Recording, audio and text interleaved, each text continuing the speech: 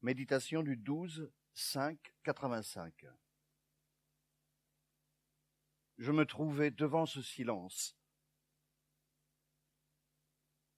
inarticulé, un peu comme le bois. Certains, en de semblables moments, ont pensé déchiffrer l'esprit dans quelque rémanence. Cela fut pour eux une consolation ou du redoublement de l'horreur. Pas moi. Il y avait du sang lourd sous ta peau, dans ta main, tombé au bout des doigts. Je ne le voyais pas humain. Cette image se présente pour la 1000e fois, à neuf, avec la même violence. Elle ne peut pas ne pas se répéter indéfiniment. Une nouvelle génération de mes cellules, si tant il y a, trouvera cette duplication onéreuse, ces tirages photographiques internes. Je n'ai pas le choix. Maintenant. Rien ne m'influence dans la noirceur. Je ne m'exerce à aucune comparaison. Je n'avance aucune hypothèse. Je m'enfonce par les ongles. Je suis, de temps, myope. On ne peut pas me dire « Regarde cette herbe, là-bas, 10 ans en avant, va dans sa direction ». Le regard humain a le pouvoir de donner de la valeur aux êtres. Cela les rend plus coûteux. On ne peut pas me dire « Parle et attends une seule chose de la parole ». Elle ne sera pas pensée. Voilà le bout où il n'y a aucune vérité, qu'une palme de feuilles en espace, avec ses encombrements. Méditation de la certitude.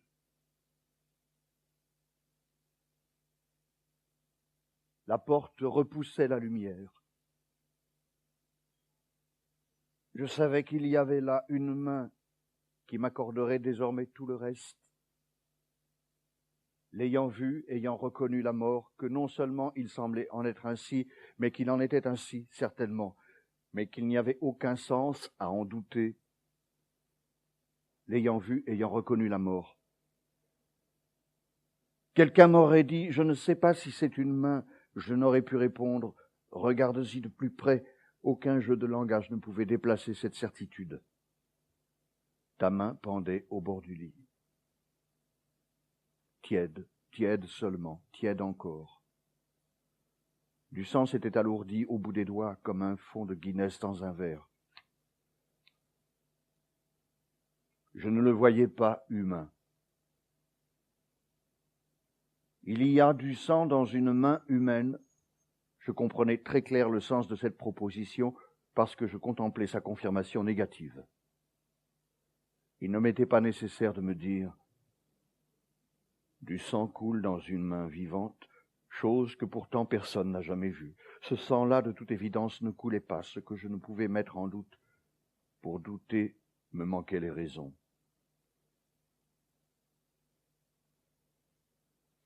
Je voulais détourner son regard à jamais. Je voulais détourner son regard à jamais. Je voulais être seul au monde, ne pas avoir vu du tout. Cette main aurait pu ne pas être là, après tout, mais moi non plus, et avec moi disparaître le monde, ce cadeau, l'image de ta mort. Elle avait aimé la vie passionnément de loin, sans l'impression d'y être ni d'en faire partie. Malheureuse, elle photographiait des pelouses tranquilles et du bonheur familial. Extase paradisiaque, elle photographiait la mort et sa nostalgie.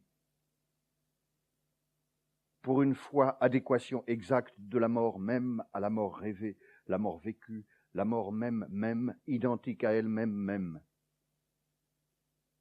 Gouffre pur de l'amour. S'endormir comme tout le monde, ce que je veux. Je t'aime jusque-là.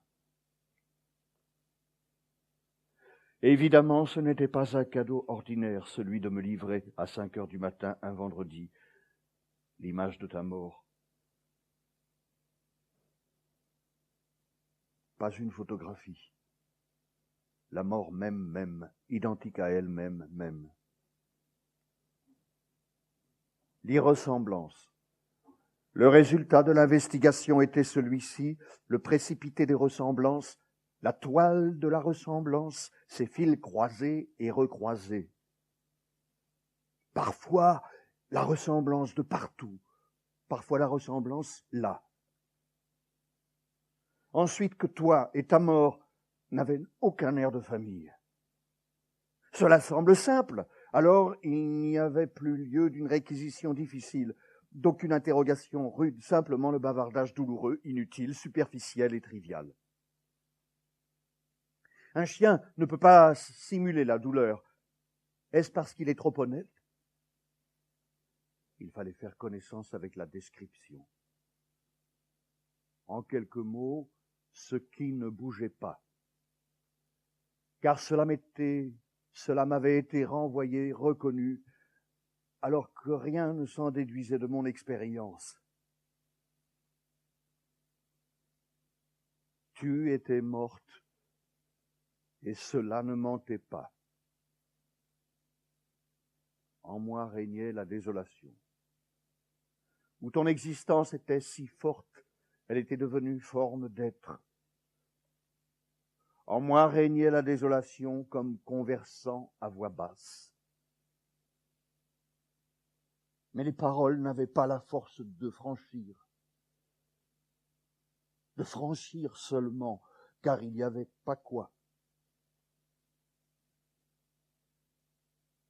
On se tourne vers le monde, on se tourne vers soi, on voudrait n'habiter aucunement. C'est le noyau habituel de l'infortune. Vous était notre mode d'adresse, l'avait été. Morte, je ne pouvais plus dire que tu. Où es-tu? Où es-tu? Qui? Sous la lampe, entourée de noir, je te dispose, en 2 dimensions. Du noir tombe, sous les angles, comme une poussière, image sans épaisseur, voix sans épaisseur. La terre qui te frotte, le monde dont plus rien ne te sépare. Sous la lampe, dans la nuit, entouré de noir, contre la porte. Point vacillant, te retournant, te retournant, sans masse aucune, sans difficulté aucune, lente, vers le point vacillant du doute de tout. Je ne t'ai pas sauvé de la nuit difficile. Tu ne dors pas, séparée de moi, étroite et séparée de moi. Tu es entièrement indemne, spirituellement et entièrement indemne, mais par poignée. Et la grâce difficile des nuages te pénètre par le golfe de toit entre les 2 fenêtres. Et c'est moi, maintenant, qui me tourne dans la nuit borgne, sous la masse cyclope d'une lune vacillante, vers le point familier du doute de tout. Méditation du 21/7/85. Je regardais ce visage qui avait été à moi de la manière la plus extrême. Certains, en de semblables moments, On pensait invoquer le repos ou la mer de la sérénité. Cela leur fut peut-être de quelque secours, pas moi. Ta jambe droite s'était relevée et écartée un peu, comme dans ta photographie titrée « La dernière chambre ». Mais ton ventre, cette fois, n'était pas dans l'ombre. Point vivant au plus noir, pas un mannequin, mais une morte. Cette image se présente pour la 1000e fois, avec la même insistance. Elle ne peut pas ne pas se répéter indéfiniment, avec la même avidité dans les détails. Je ne le vois pas, je ne les vois pas s'atténuer.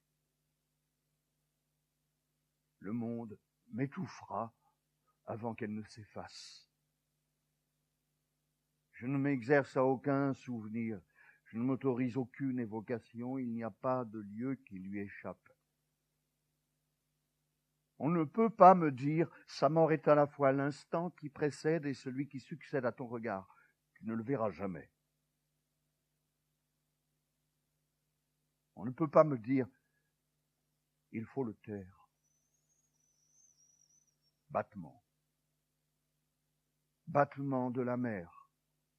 Eau en mouvement, eau errante, débris, teint, ortie, contre le temps.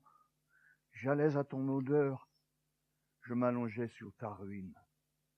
Je dormais devant ton corps, temps en retour, révolu,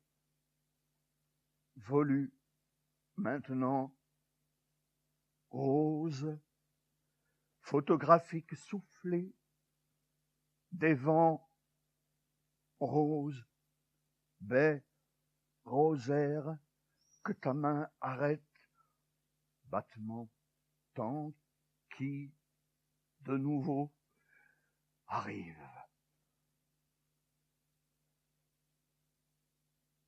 Dès que je me lève, 4h30, 5h, je prends mon bol sur la table de la cuisine. Je l'ai posé là la veille pour ne pas trop bouger dans la cuisine, pour minimiser le bruit de mes déplacements. Je continue de le faire jour après jour, moins par habitude que par refus de la mort d'une habitude. Être silencieux n'a plus la moindre importance. Je verse un fond de café en poudre de la marque Zama Filtre que j'achète en grand verre de 200 grammes au supermarché Franprix en face du métro Saint-Paul. Pour le même poids, cela coûte à peu près un tiers de moins que les marques plus fameuses Nescafé ou Maxwell. Le goût lui-même est largement un tiers pire que celui du Nescafé le plus grossier, non lyophilisé, qui n'est déjà pas mal en son genre. Je remplis mon bol d'eau au robinet d'eau chaude de l'évier. Je porte le bol lentement sur la table, le tenant entre mes deux mains qui tremblent le moins possible, et je m'assieds sur la chaise de cuisine, le dos face à la fenêtre, le dos à la fenêtre, face au frigidaire et à la porte, face au fauteuil laid et vide qui est de l'autre côté de la table.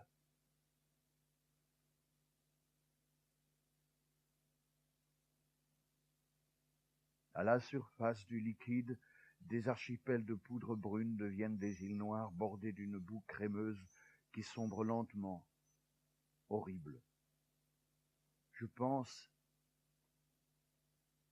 et l'affreuse crème près des bois flottants. Je ne mange rien. Je bois seulement le grand bol d'eau à peine plus que tiède et caféiné. Le liquide est un peu amer, un peu caramélisé, pas agréable. Je l'avale et je reste un moment immobile à regarder au fond du bol la tache noire d'un reste de poudre mal dissoute. Méditation du 8-5-85.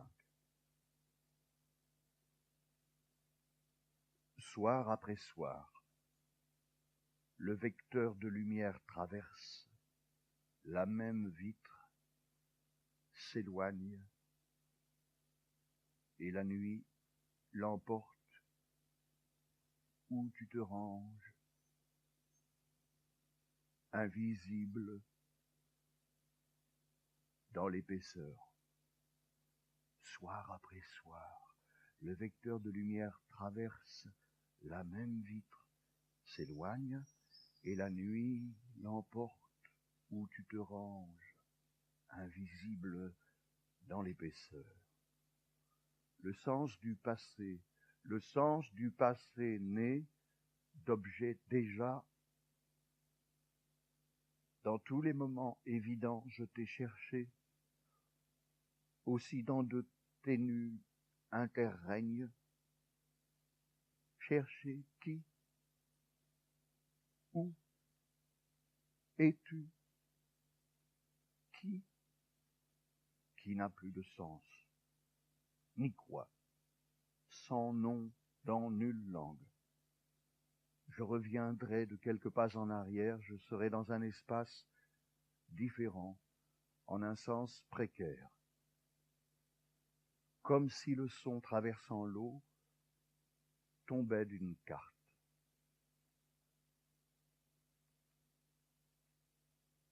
On termine jusqu'à la nuit. Le téléphone ne sonne pas. S'il sonne, je le décroche. Je le rebranche ensuite au cas où il sonnerait et où je voudrais répondre, mais je réponds rarement. L'arbre le plus à gauche dans la fenêtre a des feuilles si vertes qu'elles sont jaunes. De gros moineaux s'y agitent, je les aperçois à peine. L'église, la rue, le golfe de toit à gauche de l'église composent le fond d'une image. 2 fenêtres, des arbres tièdes, un catalpa, un arbre de Judée. J'ai pris l'habitude de m'y étendre par le regard, assis sur une chaise. Sur la table, j'ai posé les papiers, les livres, les lettres que je reçois et auxquelles je n'arrive pas à répondre. Le soir, quand la lumière se concentre et avance en oblique, parfois portant du soleil, parfois pas, jusqu'à mes pieds, je m'assieds sur cette même chaise face à l'image. J'y reste jusqu'à la nuit. Pas pour regarder, j'ai déjà vu, pas pour attendre quand rien ne viendra, juste par un geste de continuité. À hauteur de mes yeux, à peu près, est le point d'où a été composée l'image, la photographie où l'on voit ce que je vois et vient paresseusement de décrire, que je ne regarde pour ainsi dire plus jamais. Cette image est sur le mur face à moi. Je pourrais voir sur le mur distinctement cette image, je pourrais la voir parfaitement dans la nuit même, mais je ne la regarde pas, cette image qui te contient. 1983, janvier, 1985, juin. Le registre rythmique de la parole me fait horreur. Je ne parviens pas à ouvrir un seul livre contenant de la poésie. Les heures du soir doivent être annihilées. Quand je me réveille, il fait noir, toujours. Dans les centaines de matins noirs, je me suis réfugié. Je lis de la prose inoffensive. Les pièces sont restées en l'état, les chaises, les murs, les volets, les vêtements, les portes. Je ferme les portes comme si le silence.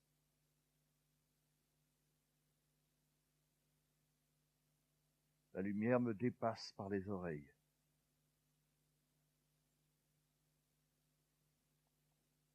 Ouais.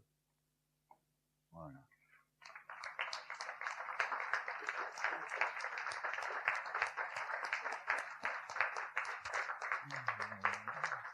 Beau.